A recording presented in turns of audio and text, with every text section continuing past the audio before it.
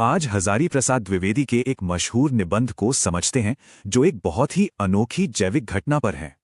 एक बच्ची के मासूम सवाल नाखून क्यों बढ़ते हैं ने मानव इतिहास की एक गहरी सच्चाई सामने ला दी। लाखों साल पहले चलते हैं, जब इंसान वन मानुष जैसा था।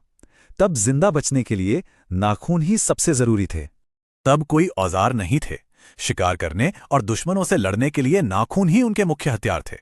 लेकिन वक्त बदला।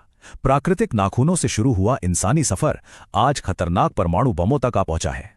दिलचस्प बात देखिए, प्राचीन भारत में इन्हीं जैविक हथियारों को कला और सुंदरता के लिए इस्तेमाल किया जाने लगा था। उस दौर में हर इलाके की अपनी अलग पसंद थी। कोई त्रिकोण नाखून रखता तो कोई गोल या लंबे।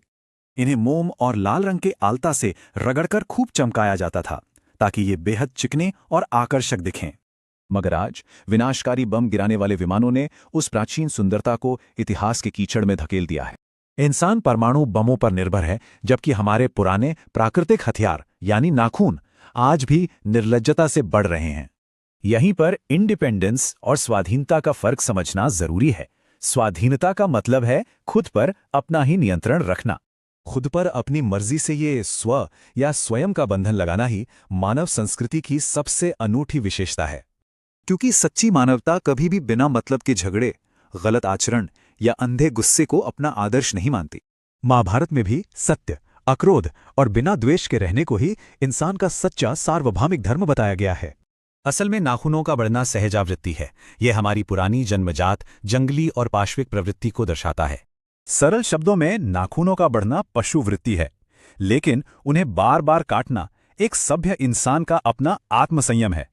मानव शरीर के भविष्य को लेकर प्राणी शास्त्रियों ने एक बहुत ही चौंकाने वाला और दिलचस्प अनुमान लगाया है। विकास के दौरान जैसे इंसानों की पूंछ झड़ गई, वैसे ही शायद भविष्य में बाकी गैर जरूरी अंग भी झड़ जाएंगे। शायद जिस दिन इंसानों के नाखून बढ़ना बंद होंगे, उसी दिन इन घातक हथियारों का इस्तेमाल भी रुक जाएगा। इसीलिए बार बार नाखूनों को काटना अपने जंगली अतीत को नकारने और इंसानियत की सार्थकता की ओर बढ़ने का प्रतीक है।